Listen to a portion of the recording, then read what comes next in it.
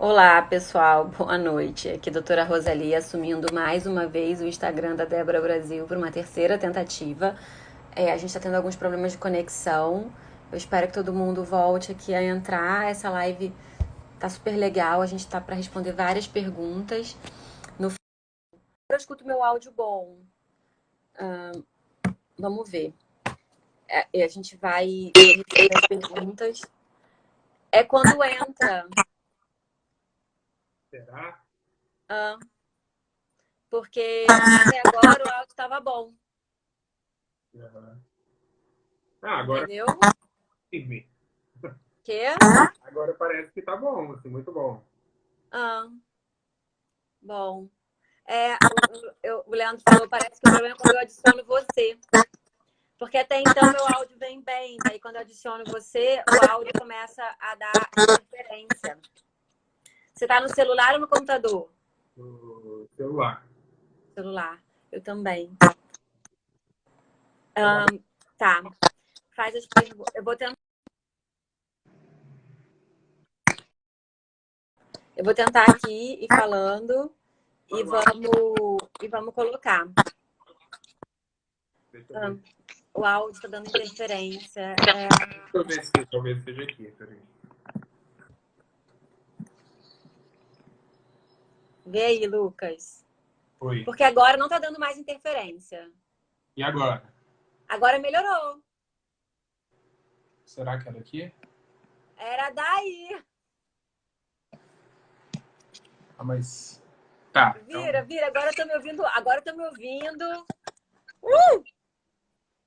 Agora foi. Então, peraí, deixa eu tentar outra coisa. A gente não desiste. Tá E melhor. aí? Não, agora tá ótimo. Agora a gente vai. Agora vamos decolar. Então tá bom. Então, gente, que bom. Então vamos lá. A gente está começando então o nosso sexto episódio do Debra Talks. Vamos começar do zero. A gente vai hoje com o Dr. Lucas Leal, que todo mundo já conhece, mas ele vai se apresentar novamente para deixar isso registrado. Dr. Lucas Leal é cirurgião dentista. Agora sim, Lucas, então, agora sim, já que vai ficar gravado, se apresenta quem que é o Lucas Leal, qual o envolvimento dele com a EB e com a Debra Brasil. Agora sim. Então, voltando um pouquinho, gente, eu sou cirurgião dentista, sou voluntário da Débora também, Brasil.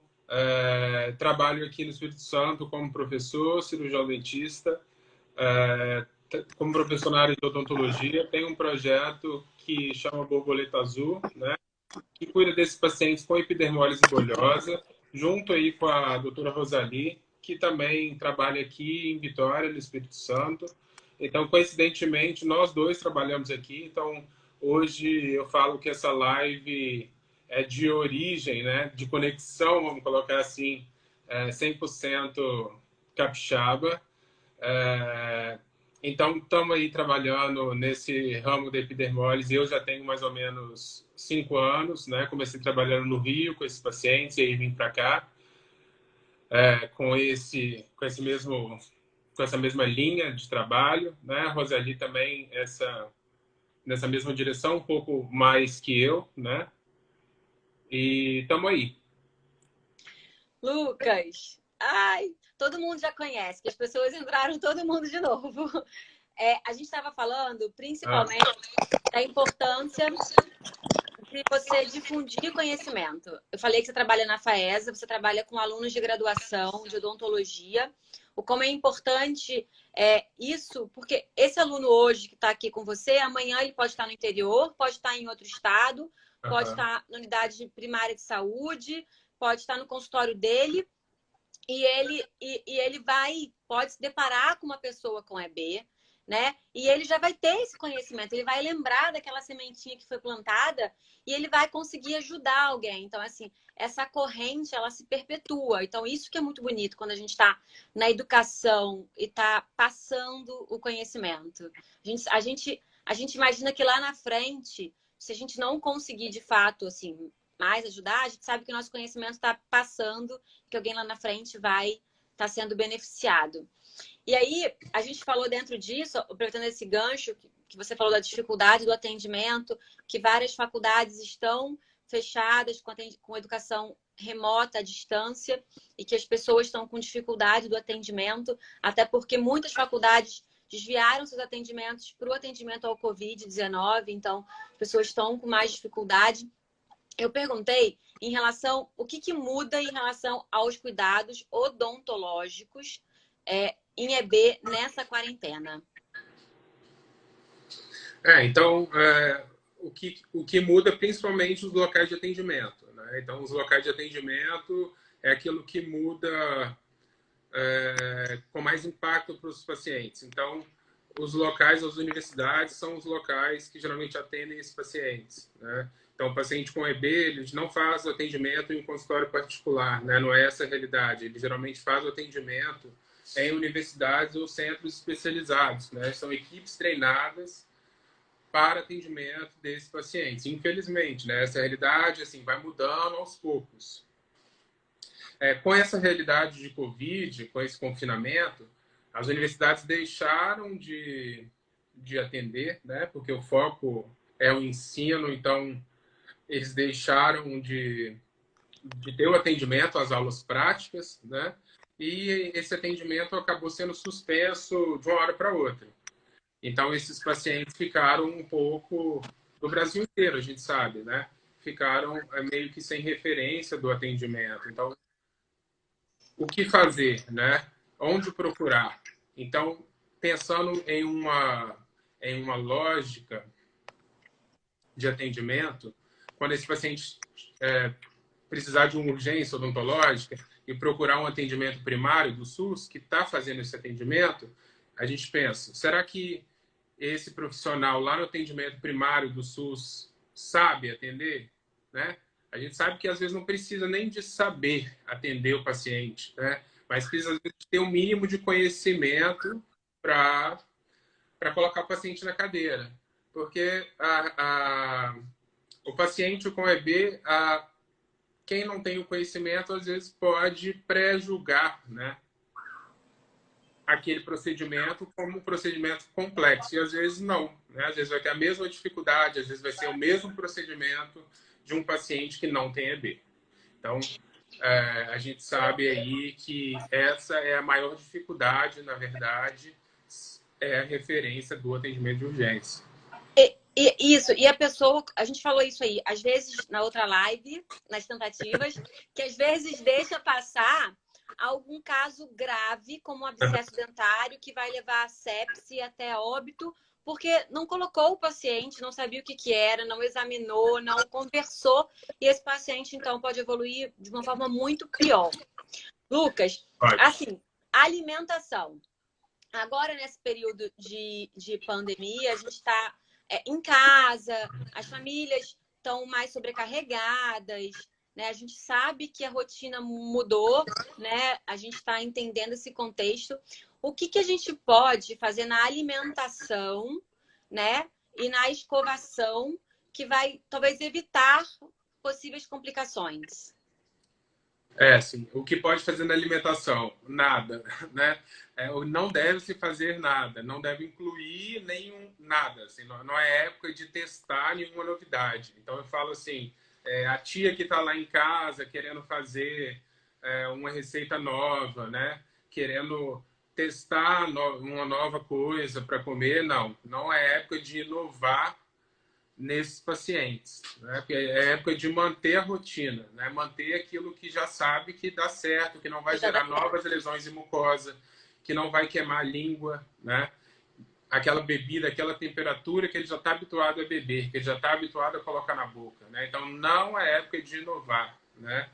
E quanto à escovação, a relação da escovação com o alimento é sempre tentar diminuir a quantidade de açúcar e alimento calórico, né? A gente sabe que os pacientes eles precisam patologicamente de uma necessidade maior de caloria, né? Por conta da perda de líquido extracelular, o sangramento, perda de fluido excessivo, então eles sentem mais vontade de consumir maiores calorias. Então a gente vê muito paciente comendo muito, com EB, né? Comendo muito doce, muito açúcar. Então isso é normal desses pacientes, né? Mas deve sempre reforçar a escovação, né? Principalmente nesse período, já que eles estão confinados, ou seja, confinado, ainda comendo mais doce, tem que reforçar mais ainda a escovação, porque senão essa cárie vai ficar.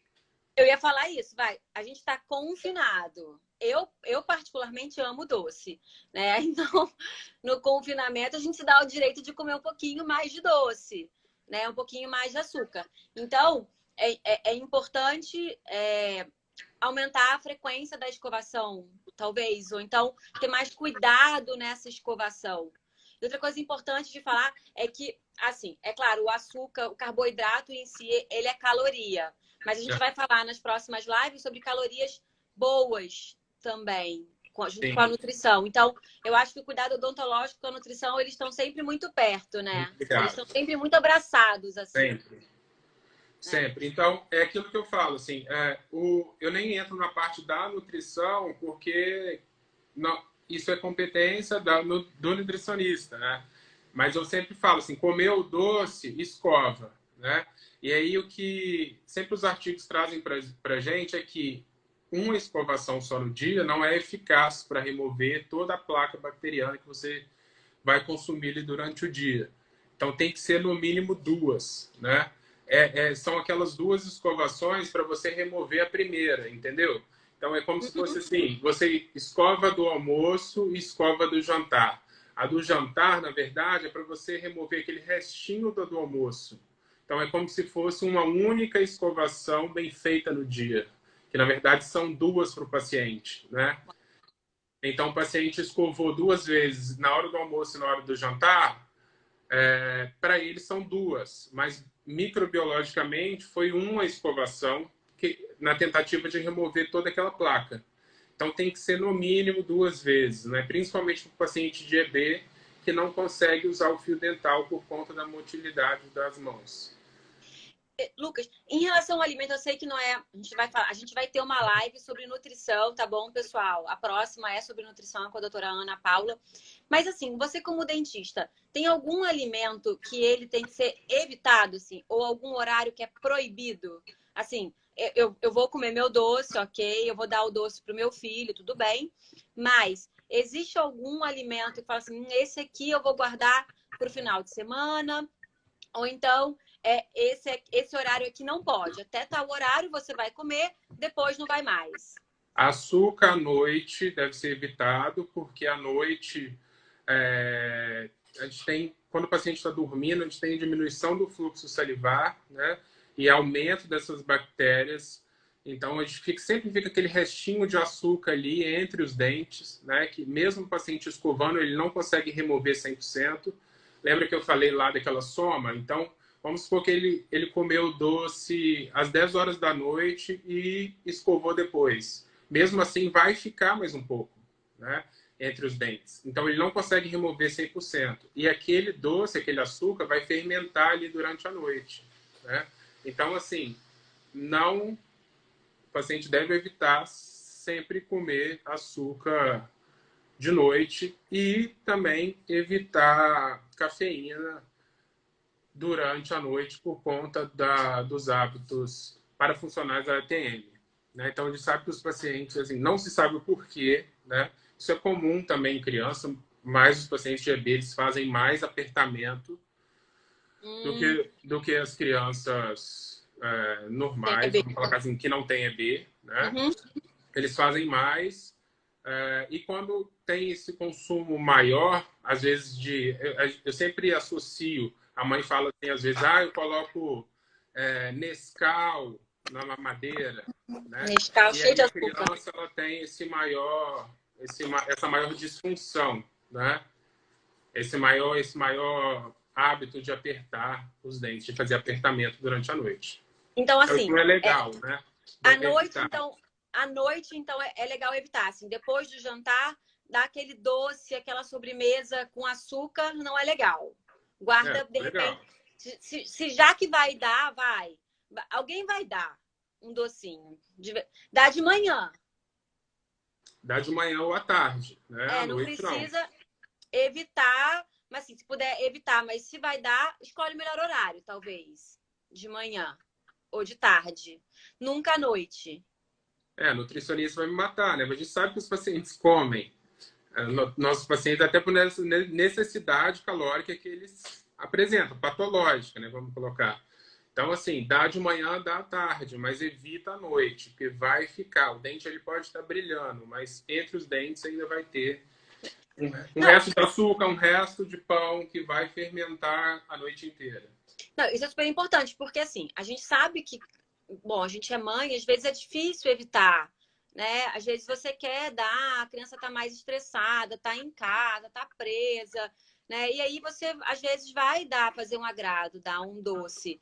E aí a gente, então, prefere pela manhã, à tarde e evita o da noite.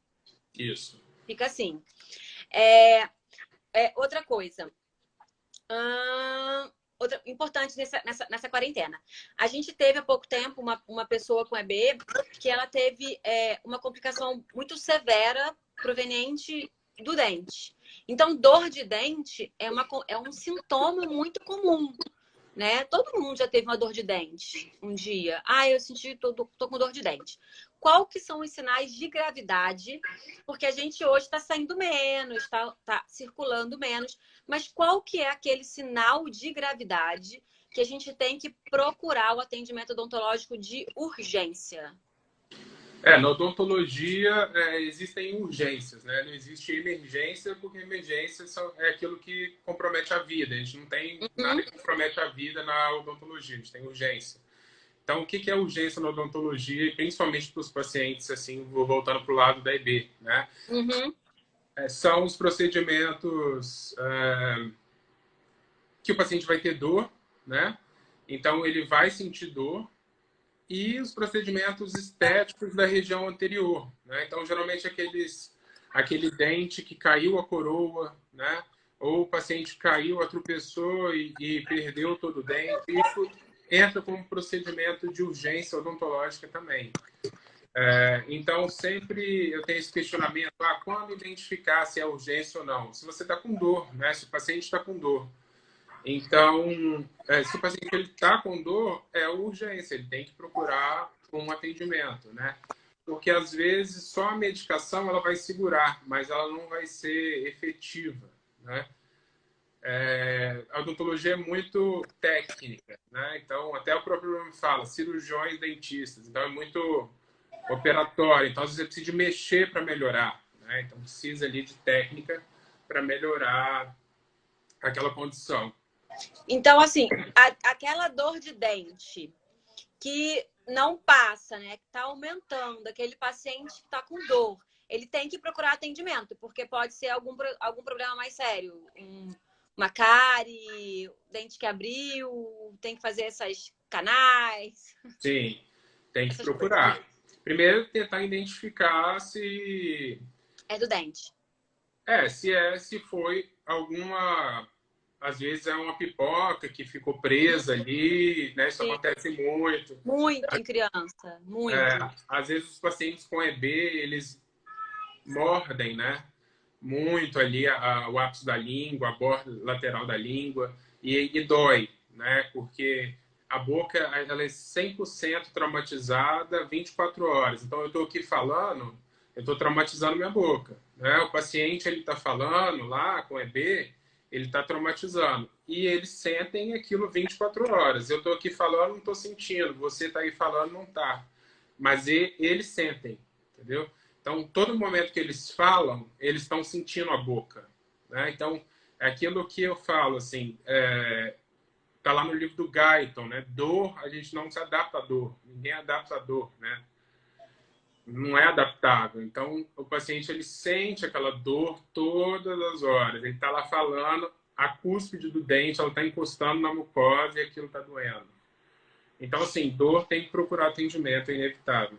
Então, isso aí, paciente está com dor, pessoa que está com dor de dente, tem que procurar o atendimento. Não adianta ficar com a dor de dente achando que vai passar né? Que não E vai passar. não vai passar. E vai piorar, né? Vai virar, de repente, um abscesso dentário, como a gente já falou, vai complicar. Então, assim, tá com dor de dente, procura atendimento. Tem uma pergunta. Tem uma pergunta que eles fazem que eu adoro essa pergunta. Que é quando a gente fala sobre escova de dente. Eu adoro porque quando o meu filho começou a escovar os dentes, eu procurei saber qual que era a escova, que não achava a boca, ou melhor escova, e teve uma pergunta dessas. Qual que é a melhor escova, assim, se tem alguma que é mais indicada para um bebê, para uma criança pequena, né? E assim, eu vou até aumentar.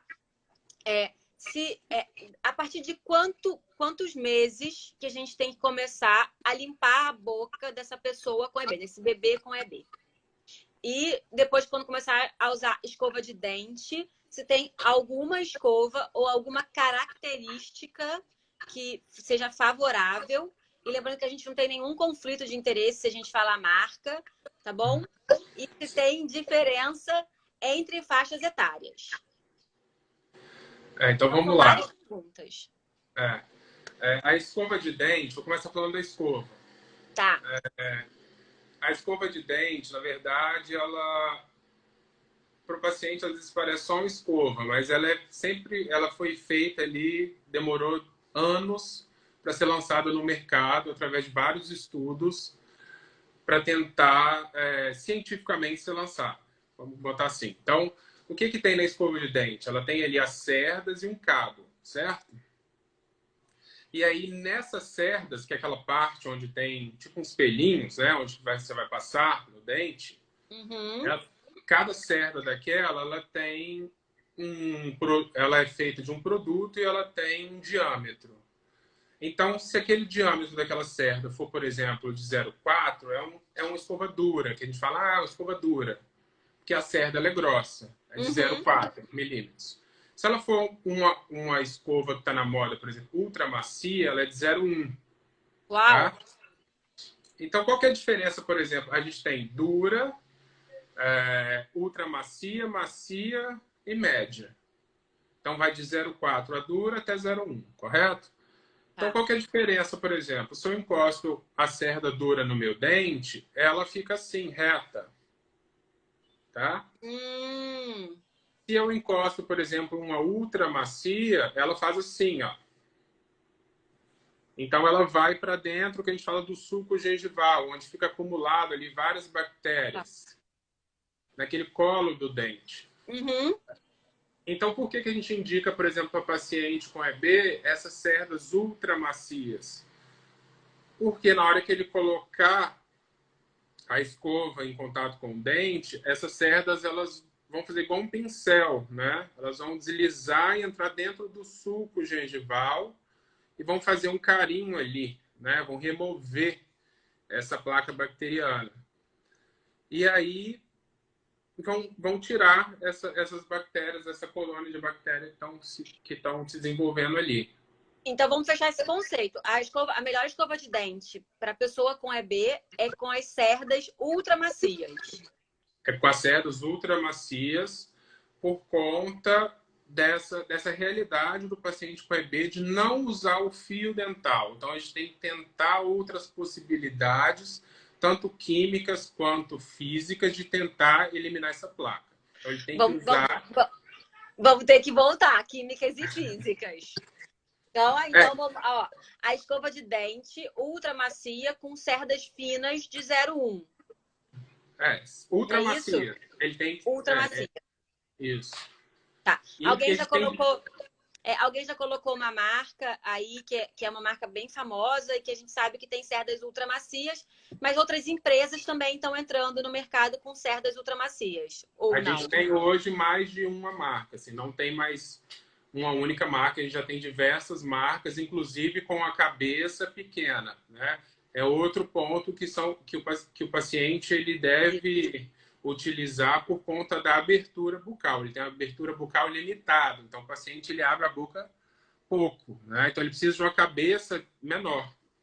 Então tem eu não vou falar a marca, mas eu vou falar talvez o desenho da Cocoricó. Ai, gente, Cocoricó. A Cocoricó. A gente não ganha nada da Cocoricó. Então, a Cocoricó ela é ultra macia e tem a cabeça pequena. Então, o paciente ele consegue ir lá atrás. Sim. Só que qual é a desvantagem? Ele tem... o cabo é muito fino. Então, o paciente que tem a mão em luva, fica difícil a pegada, né? E aí você tenta talvez uma técnica caseira de engrossar esse cabo. Sim, Então, funciona. o que eu tento, às vezes, fazer com uns pacientes para melhorar essa pegada? Os que têm dificuldade na pegada, porque muitos já conseguem pegar, então não tem necessidade, tá? Pega com as duas, às vezes, escova. Ou passar uma... Não tem aquelas fitas de raquete de tênis, você passa aquilo... Sim, fazem órteses também, assim, Sim. adaptam tipo órteses. Você passa em volta ali, custa em média R$10, consegue achar em qualquer loja de casa de tênis, passa em volta do cabo da escova e consegue colocar. Enfim, mas voltando à escova, né? E outra coisa também importante, elas são feitas de nylon, então não tem problema, é um nylon muito fino, então não machuca o paciente, né? E aqueles desenhos das cerdas, já viu que as cerdas são todas... Há umas irregularidades? Aquilo ali é feito só para reter a pasta, né? Não precisa. Aquilo ali não é feito para limpar menos ou mais. Aquilo ali é só para reter mais pasta ou não. Quem nunca escovou o dente, a pasta caiu na pia, né? Sim, todo Então, mundo. todo mundo. Então aquilo ali é feito só para praticamente só para reter, né, a pasta. E outra pergunta que você me fez, se eu não me engano, qual o tempo de indicação, assim, eu sempre falo, o paciente, quando tem dente, já é para ser escovado. Então, ele vai ter o dente erupcionado aí, o paciente com EB, mais ou menos com 6 meses. Né? O paciente que não tem EB, ele pode ter com 5, mais ou menos, os incisivos inferiores. E depois os superiores. Mas o paciente com EB, ele pode ter um pequeno atraso. Então, 6, 7 meses, ele vai ter o primeiro. E assim que tiver o primeiro dente, ele já pode escovar. E escovar com pasta com flúor, tá? Então, há uns anos atrás, os dentistas indicavam assim, paciente com menos de 6 anos...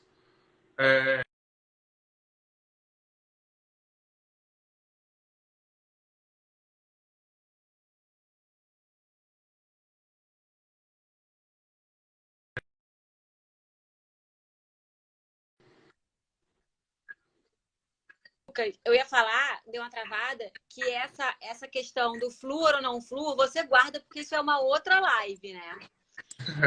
Pasta de dente com flúor ou sem flúor para criança pequena, isso é outra live. Isso é só uma live de 1 hora e ainda eu crio mais 100 inimigos. E a gente vai ter surpresas, então guarda essa novidade. Mas assim, voltando ali, você falou um negócio super interessante sobre a demora na erupção do dente e que tem que começar a escovar o dente desde que tem o primeiro dentinho.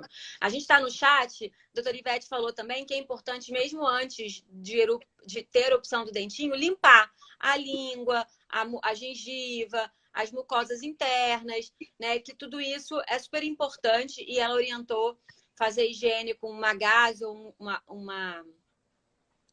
algodão macio e fazer limpeza. Mas você falou isso aí e foi uma pergunta. Demora o paciente que tem epidermólise bolhosa, a pessoa que tem epidermólise bolhosa distrófica, na grande maioria das vezes, ou juncional, elas podem ter atraso na erupção? Podem. A gente vê aí que a juncional ela apresenta maior retardo na erupção dos dentes do que a distrófica recessiva, por exemplo. Né? Então, e mesmo assim, essa limpeza antes da erupção dos dentes deve-se evitar a gaze. A gente tende a só irrigar a área, né? E a gente tem grupos também aí. Eu estava até conversando com uma colega. Né? A gente tem grupos de colegas dessa área que preconizam a nem higienizar, né?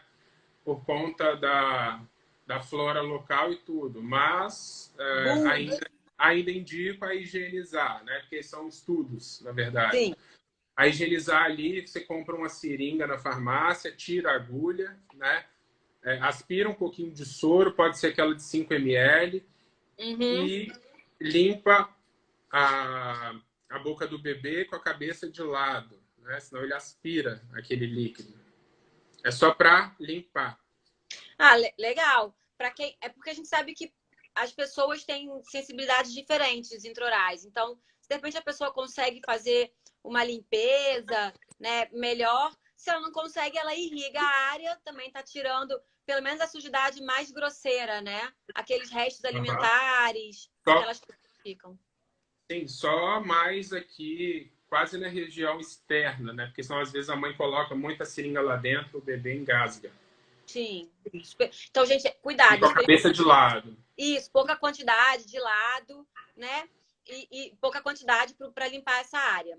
Então, fechando. Escova de dente, de cabeça pequena, cerdas ultra macias e pasta com flúor. Pasta com flúor quando tiver dente, né? Quando tiver dente. E aí pode Vamos dar, ser. vamos dar só uma palhinha, porque a gente vai fazer depois um vídeo específico sobre isso, mas a quantidade da pasta muda de idade para idade, né, Lucas? Pasta é sempre o mínimo possível, até para paciente adulto, né? É muito pouco, tá? E pacientes ainda pediátricos, esses pacientes com menos de 6 anos, é sujar a escova, né? É o mínimo possível. E se Tamanho o de um grão paciente de arroz. menos ainda. E Uau! se o paciente for escovar sozinho, é melhor que ele não escove, tá? Isso é um dado muito importante. Então, se o paciente tiver, se ele for menor que 6 anos, ele for escovar o dente sozinho, é melhor ele não escovar, tá? Então, Sim, tem que estar supervisionado, então, outra coisa importante, outro conceito importante, tem que ser uma escovação supervisionada antes dos 6 anos. tem que ser. Tem que ser supervisionado e não pode ser de qualquer jeito, porque até 6 anos ele vai aprender. Isso Aham. é uma idade marcante, assim, 6 anos. Até 6 anos ele aprende a escovar o dente. Depois ele vai ficar tentando aprender, né? E sempre vai ficar enrolando, enrolando, enrolando. E vem rolando, né? Aqui, e enxaguante bucal, porque a gente falou do tamanho da cabeça, da cerda, da quantidade da pasta mínima, da pasta com flúor. E é muito comum as pessoas falarem sobre o enxaguante bucal. Existe a necessidade de toda escovação usar enxaguante bucal? E qual que é o enxaguante bucal mais indicado? Se existe algum? Então, enxaguante bucal é um controle químico da placa bacteriana, né? Então, a gente tem escovação, que é um controle mecânico. Então, quando a gente tem a escovação ali e a gente utiliza a pasta dental, a gente aumenta em 40% a abrasão, a força dessa remoção mecânica, né? Então, a pasta mais a escova é um agente potente. Só que Bastante. muito, muito forte. Só que mesmo escovando com toda assim a potência máxima e pela melhor técnica, a gente não consegue remover entre os dentes, né? E aí a gente precisa do fio dental. Os pacientes com EB, eles não conseguem usar o fio. Alguns conseguem, né? Com uma pegada melhor ou que fizeram uma cirurgia da mão. Eles conseguem pegar, às vezes, um fio com... A gente chama de porta-fio, né? Que tem uma presa. E aí conseguem passar, assim, no jeito deles, mas conseguem. Então, a gente tenta fazer um controle químico dessa placa, que são os enxaguantes bucais. Porém, esse enxaguante, eles não podem ser utilizados com muita frequência, porque eles vão acabar trazendo outros prejuízos para o paciente, né? Então, a gente tem aí uma divisão, vou trazer de uma forma bem generalizada. Simples. Assim. É simples. A gente tem, por exemplo, a clorexidina na concentração de 0,12%, que é o Periogard. Que é o Periogard. Que é o Periogard, Clorexidina 0,12. Que é o mais potente, é o que elimina as bactérias, vamos colocar assim. É o bom. Tá. Só que ele, se usado diariamente, o que ele começa a trazer? Pigmenta a mucosa desses pacientes, né? A mucosa do paciente com EB já é uma mucosa atrófica erosada. Com a clorexidina ainda, num paciente que não tem EB, já traz esses malefícios. no paciente que tem EB, isso é muito mais rápido, né? Então, ele pigmenta muito rápido a mucosa dos pacientes, deixa a língua do paciente muito escura, começa a pigmentar os dentes, né? Então, assim, e o paciente sente arder, né? Isso Ele que eu ia começa falar, a... dói, Dói, depois de um tempo dói. começa a doer para ele, né? E vai deixando essa mucosa cada vez mais atrófica. Então, o que era bom em 2 semanas, depois passa a ser ruim, né? Vira um terror. Então vira o terror. Então, então, assim, ele deve usar o enxaguante, mas não em toda a escovação, né? Frequência, Lucas. Frequência. Fala pra Olha, gente a fórmula. eu sempre falo assim, né? Todo paciente com AB, ele tem o dentista dele, Tá? que acompanha e que Sim, prescreve sim. as orientações. É da mesma forma a escova. A escova, assim, às vezes o paciente escova por 10 anos e tem a saúde bucal ótima. Não Ótimo. precisa de trocar a escova e nem tem por que trocar, né? Pode manter. Mas, assim, quer começar a utilizar um enxaguante, inserir aí na rotina de higiene, começa a utilizar uma vez ao dia à noite, né? E um sem álcool, por exemplo. Dá uma E dica. Nome nome de marca, do sem álcool. cara, achei, assim, diversas Ah, marcas. tá. É porque o Perogard tem álcool. Não, o Não, Periogard é clorexidine. o Periogard é daquela outra linha. Vamos lá. Tá. Tem uma linha Então é aqui só. que é o Então, Periogard. tá. Então é só procurar na farmácia um enxaguante bucal escrito sem álcool. Não, não. É que assim, a gente tem a linha Periogard, que é aqui. Aí vem para outra linha, que são os óleos essenciais, que é o Listerine e aí outros. Tá. Né? Então, são aqueles utilizados há diversos anos, mas que não vão trazer esses malefícios da clorexidina diariamente. Por isso que eles Ok. podem ser usados. Entendeu? Tá. Então, assim, Porém, o eles tinham Perogard. alta concentração de álcool. Hoje em dia existem sem álcool. Tá? Mas o sem álcool ele não pode ser diluído. Então, sempre falar isso com o paciente. Assim, ele não vai arder, mas tem que encher meia tampinha, pelo menos, e bochechar. Então, assim, então vamos lá. O enxaguante, o Perogard, não é para usar com frequência, né? Primeiro de tudo é seguir as orientações do Não, seu o dentista. Periogard não é para usar. O Periogard só se prescrito. Vamos Só se colocar assim. prescrito. Então tem que ter uma prescrição do seu cirurgião dentista para tratar, então, alguma coisa. Você vai usar como um tratamento. Isso, num pós-operatório, extração dentária, uma lesão, enfim, uma outra coisa. Perfeito. E se for usar um enxaguante, então, preferência à noite. Isso, depois da escovação noturna. Ok. E também eventual, vamos colocar assim. Tudo bem. Então, não precisa ter aquela rotina todo dia de colocar. Não deixa precisa. ali e vai utilizando. Vamos colocar 3 vezes na semana? Igual eu coloco nos pacientes, 3 vezes na semana. Então, quando você esquece, você não precisa se sentir culpado. Não De precisa forma usar todo alguma. dia. Então, Não. escovar. Para quem pode segurar o fio dental, que foi uma pergunta. Para quem pode segurar o fio dental, é recomendado passar o fio dental após toda escovação? Na verdade, o fio dental deve se usar, é a primeira coisa, antes de escovar. Você já né? me falou isso. Todo mundo usa errado. A gente usa depois. Mas você já me falou isso. É antes. Antes, porque pensa que você vai bagunçar toda a sujeira ali, depois vem com a escova para limpar, entendeu? Então, o fio é sempre antes, assim. E o ideal é que o paciente use mesmo. É só naquela dificuldade onde o paciente não consegue usar, que não tem ninguém para ajudar, ele Tá. ele não pode usar, e não tem como, né? Então, Mas o fio dental pode usar todo dia.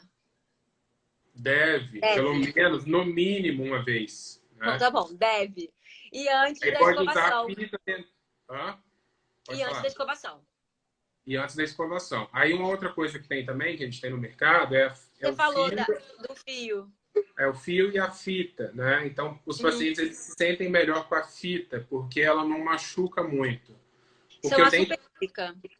o dente, como ele tem um ponto de contato, assim, o meio ele encosta, na hora que o paciente ele vai passar o fio, fica duro. Aí do nada solta e vem na mucosa e machuca, né? Então quando ele passa a fita é mais delicado, porque a fita a maioria é encerada e ela desce mais devagar. Então eles se sentem melhor. E não tem problema nenhum, ela é mais confortável, a pegada dela é maior. Então você Isso, tira um isso é uma pedaço, super dica. A fita, ao invés do fio, também eu aprendi com você. tira um Usar fita. pedaço bem grande e compra ela encerada, né? E utiliza ali, tenta utilizar. Mas é sempre antes, né? Depois, nem pensar. Se passar depois, tem que escovar de novo. Então, Você sujou, tem que limpar. Lucas, tem isso. uma pergunta também. Ah, Aqui, super legal.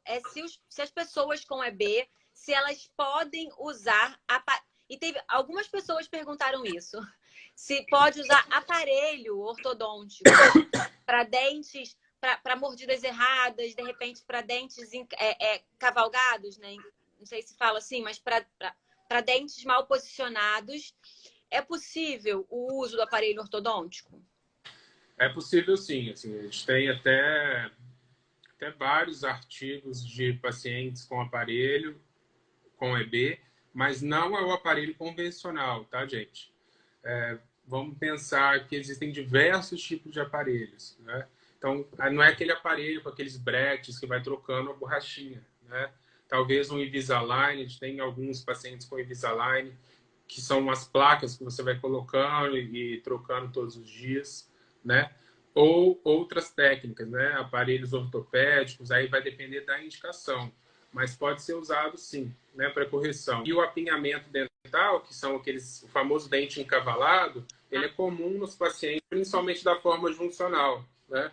Então, os pacientes às vezes querem tirar, então eles chegam lá e falam assim, não dá para tirar esse dente que tá... Não, tem uma pergunta dessa. Se pode tirar os dentes apinhados.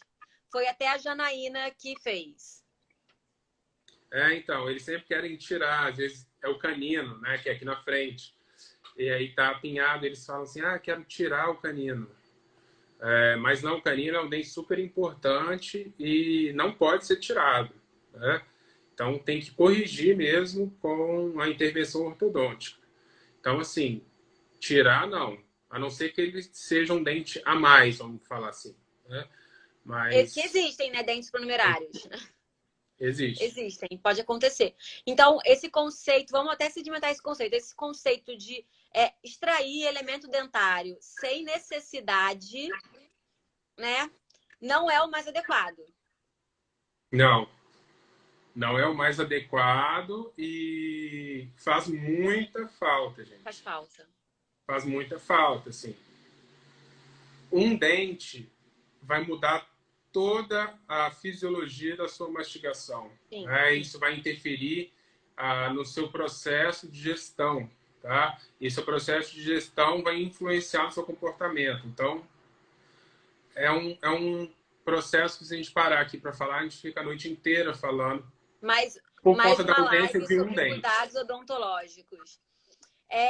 Então, assim, a gente já falou que pode usar aparelho, não aquele aparelho convencional que a gente via na nossa adolescência, com aqueles brackets aparecendo, Isso, porque senão o mas metal existem vai... opções. É Isso, porque possível. é possível, porque senão aquele metal vai ficar em contato direto com a mucosa, Vai acabar com a mucosa. vai acabar com a mucosa. Sim. Outra pergunta até da Janaína foi, e pode ser feito clareamento? Eu achei essa pergunta super interessante, porque a gente sabe que nas pessoas que têm a forma distrófica e juncional, elas têm diversas alterações dentárias, né, Lucas? De fisiologia dentária, de composição de dente, né? E por isso o dente tem, às vezes, uma cor diferente, né? E aí a pessoa quer clarear. É possível? Ou melhor, é indicado? Resolve? É possível sim, assim, a técnica caseira não, que é aquele que o paciente vai para casa com aquela moldeira e vai ter que usar o gel em casa. Essa técnica não está indicada, porque esse gel ele vai extravasar e vai entrar em contato com a gengiva. Mas a aplicação em consultório, que a gente vai fazer uma barreira ali entre a gengiva e o dente, é possível, né? Nos dentes que a gente chama de rígido, íntegro, né? Naqueles dentes saudáveis. O paciente ele só pode fazer o clareamento se o dente estiver muito ok, limpo, saudável, né? É aquela mesma coisa. Não tem como a gente passar um pano em casa sem, às vezes, varrer, a casa estiver toda suja. Eu sempre falo isso, né? Às vezes está com muito ali poeira. Então, imagina você tentar passar um pano cheio de poeira. Às vezes o paciente está tão ansioso para fazer o clareamento e a gengiva não está saudável, o dente tem cárie, então não dá.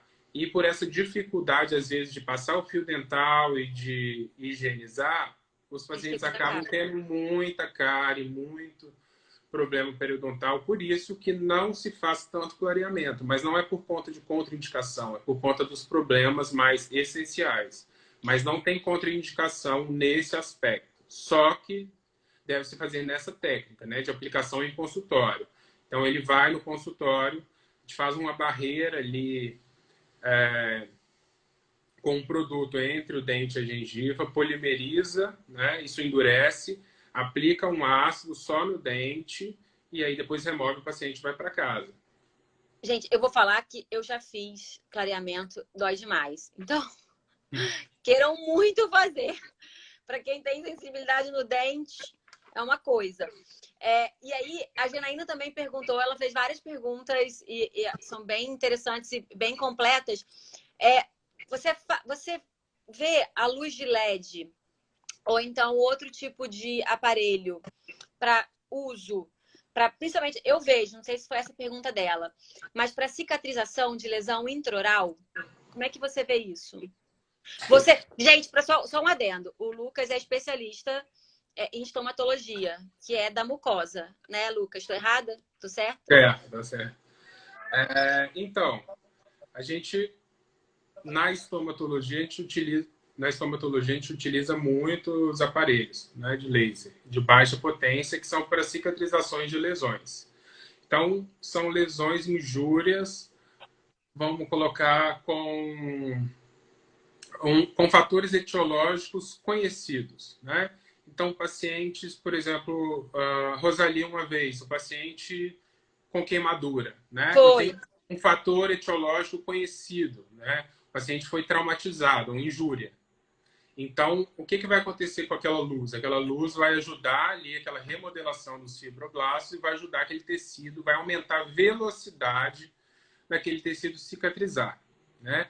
Agora, por exemplo, em algumas doenças autoimunes, eu não vou nem citar autoimunes, que não é nosso caso aqui, mas algumas doenças, como a EB, que é uma doença genética, eu não tenho uma ação direta na luz no fator etiológico, correto? Tá. Então, é aquela coisa de estar chovendo no molhado, talvez. Assim, eu tenho relatos de casos na literatura, mas é uma lesão que se cura sozinha. Então, eu não sei se aquela luz é o fator que leva à melhora daquela lesão ou não, correto? Então, assim, na minha experiência, eu não te falo se melhora efetivamente. O laser melhora a lesão de EB. Tá? Pode ser que... Até porque nas lives passadas a gente aprendeu, a gente pelo menos reforçou o conceito que a epidermólise bulhosa é uma doença genética. E por isso que ela vai abrir lesão na boca. Gente, vai entrar ao vivo meu filho. É o Luca. É o Luca. Entrou ao vivo para dar boa noite. Então, aqui ao vivo. Hoje é o dia das emoções ao vivo. Mas, assim, a gente sabe que essa lesão vai continuar acontecendo, ao mínimo trauma ou até de forma espontânea. Então, foi isso que você falou. Você vai chover no molhado. Você vai estar botando o laser para ajudar na cicatrização, mas ela vai continuar abrindo lesão, porque você não vai estar tratando o problema que o porquê que abriu a lesão. E aí tem um outro ponto. Por um outro lado, a gente tem um benefício do laser de alívio do sintoma de dor, que aí é benéfico. Então, você está aplicando, o paciente ele se queixa de melhora, ok. Tá? Então, você está trabalhando na melhora da queixa do paciente, que é na melhora da dor. Agora, falar que o laser de baixa intensidade melhora lesão de EB, infelizmente, a gente não tem comprovação científica para confirmar isso. A gente não tem estudo, né? É promissor? É muito, né? E vejo, assim, muito estudo que vai acontecer nessa área, mas ainda não tem comprovação e não, as linhas, assim, de raciocínio, elas não se encontram, sabe? A gente utiliza o laser para lesões inflamatórias, né? E mesmo Sim. assim, para fatores etiológicos conhecidos, né? Então, a gente está tratando de uma doença genética. Então, assim, para curar a lesão resultante do EB, a lesão de EB, não. Tá? A gente não tem comprovação hoje em dia que isso aconteça. Agora, para dor, ok, se o paciente Então, falar, melhora sim. então a gente pode usar para melhorar o sintoma. Sim, né? Então, tô com uma lesão, uma bolha na língua. Né? Até porque essa bolha é outra coisa que acontece nos pacientes com EB. Essa bolha pode ter sido por um café quente que ele tomou. Sim. Né? Essa mucosa do paciente é uma mucosa mais atrófica, é uma mucosa erosada frequentemente. Então, ele toma ali um café quente, um chá. Né? O criança adora, às vezes, coloca uma coisa muito quente na boca, não sabe, né? Mamadeira. A mãe não prova antes e dá para a criança. Queima. Então, aquilo ali pode ser uma bolha por queimadura. Então, vai melhorar, vai ajudar. Então, a primeira coisa é identificar a origem, o fator etiológico dessa lesão. Porque lembra que eu falei que a boca é 100% traumatizada 24 horas? Então, pode ser por um alimento, pode ser por uma bebida, pode ser por dente, um dente que quebrou. Então, é ver e o laser vai ajudar nesses fatores etiológicos conhecidos ou nos sintomas do paciente. Agora, pela EB, assim, não... A gente está falando já quase uma hora. Eu falei que voa, né? Quando a gente começa a falar na live, né, Lucas? Voa o tempo, assim, a gente nem percebe que a gente está mais de uma hora conversando. Eu tenho duas perguntas que eu queria fazer, que eu deixei para o final. A gente já falou que pode usar aparelho ortodôntico, guardadas as devidas proporções, assim, modelos e formas de fazer, mas implante dentário. Quando a pessoa, então, perde o elemento dentário e ela quer fazer um implante. É possível? É possível. A gente tem até uma paciente aqui no projeto que a gente está para fazer o implante dela com um colega especialista em implante, né, o Dr. Fausto, só que a gente não conseguiu, na verdade, nem dar continuidade por conta aí desse Covid, né, dessa suspensão, mas é possível, porque o paciente, do ponto de vista de cicatrização, pela doença EB, ele não vai ter tanta diferença, né? Cicatrização óssea, ele vai ter, talvez, pelas comorbidades sistêmicas. Agora, pela cicatrização da mucosa ou pela cicatrização óssea, nenhum problema, é possível. É importante citar nessa parte que odontologicamente é possível e viável. É importante, e o Lucas, a gente tem esse impasse aqui, esse problema, que precisa também de um anestesista, de repente, ou não? Assim, aí que entra um problema, porque essa paciente, por exemplo, ela tem uma abertura de boca muito boa, né? Agora, um outro problema são pacientes, às vezes, graves, por exemplo, distrófica recessiva, às vezes tem uma abertura de boca muito limitada. Então, o acesso à área é difícil. Não que o procedimento seja complicado, né? Mas o acesso ao local é difícil. Então, às vezes, tem um dente posterior atrás, muito posterior, que precisa de extrair, né? Então, o acesso lá atrás é muito complicado. E o normal desses pacientes muito acometidos, por exemplo, como a distrófica recessiva, é o atendimento em centro cirúrgico, que aí faz aquele batidão e tudo que precisa ser feito mais complexo, mais posterior, faz na mesma sessão, né? Porque a injúria é menor ou é feita no mesmo tempo. Mas a gente vai tentando fazer a nível ambulatorial tudo que a gente consegue, vamos colocar assim. né? Mas a realidade hoje de alguns pacientes muito graves é centro cirúrgico, infelizmente. Então, aí não É. tem como. Então, aí é o gancho para a próxima pergunta. Você falou disso aí, a abertura bucal que é limitada, que é menor. A doutora Ivete chegou a responder no chat o porquê que é, por conta das lesões que acontecem, que vão reduzindo essa abertura da boca, né? E aí, existe algum procedimento que possa ser feito em casa para ajudar a retardar essa redução da abertura da boca? E se existe algum procedimento também no consultório odontológico para ser feito? Existe. Na verdade, o procedimento ele deve ser feito em casa, diariamente, né? Que são os palitos de picolé, que eu falo, né? Então, é tipo um exercício. Então, o paciente, quanto mais ele ficar sem abrir a boca, todo dia aquilo vai diminuindo um pouco, né? Então, a gente tem que pensar o contrário. Ele tem que, cada dia, abrir mais um pouco, né? Então, a boca dele vai diminuindo a abertura por conta disso. Vai abrindo lesão aqui na comissura e vai cicatrizando. Depois vai abrindo, vai cicatrizando. Isso vai fechando, né? Então, a gente tem que tentar abrir essa fibrose, né? A estimular essa fibrose, ela abrir. Então, ele coloca um palito em cima do outro. Então, hoje, o máximo que ele consegue abrir, se eu colocar um palito em cima do outro aqui, eu consigo 10, né? Então, o paciente coloca aqui entre os incisivos 10 palitos. E aí, amanhã, ele já está conseguindo 11. Ele vai encaixar mais um palito. Entendido? E isso é fato. É só colocar palitinhos de picolé e passar uma fita, né? Porque se ele não coloca a fita, ele solta. Então, passa uma fita em volta e coloca 10 palitos. Então, na outra semana, ele já consegue abrir 11. Aí coloca mais um palito. Né? E na outra semana, ele já consegue 12. Vai colocando 12. Sempre com um estímulo de esforço pequeno. Né? Nunca com aquele estímulo de esforço grande. Ele não pode sentir dor. Ele tem que sentir só um leve desconforto.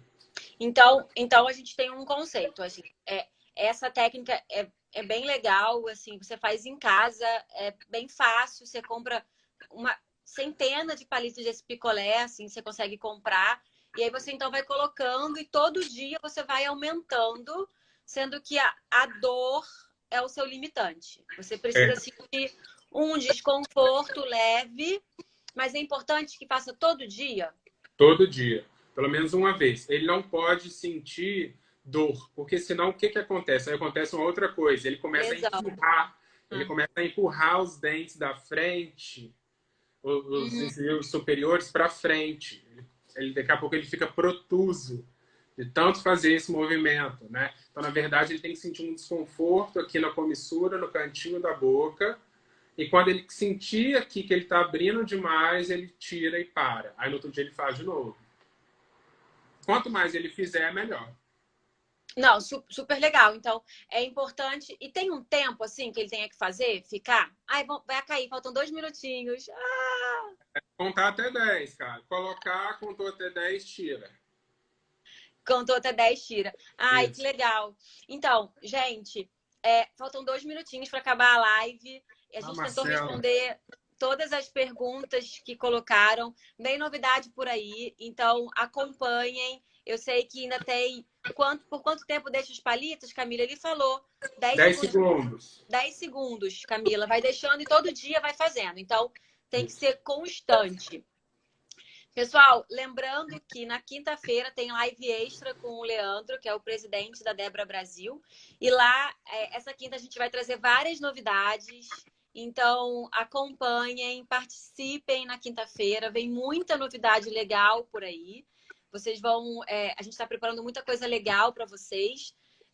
Falar que essa live vai ficar 24 horas lá nos stories. Depois vai para o canal do YouTube. E depois, segunda-feira, vai para o IGTV. E falar que terça-feira que vem tem a live no horário normal. E quinta tem essa extra com o Leandro. E agradecer muito, Lucas, por você ter vindo fazer essa live com a gente de cuidados odontológicos. O Lucas sabe o quanto eu gosto e admiro o trabalho que ele faz na FAESA com os alunos, ensinando os alunos, motivando os alunos a querer conhecer e aprender e saber. Então, agradecer ao Lucas, agradecer a Ivete, que ficou aqui no chat o tempo todo, ajudando a gente a moderar as perguntas.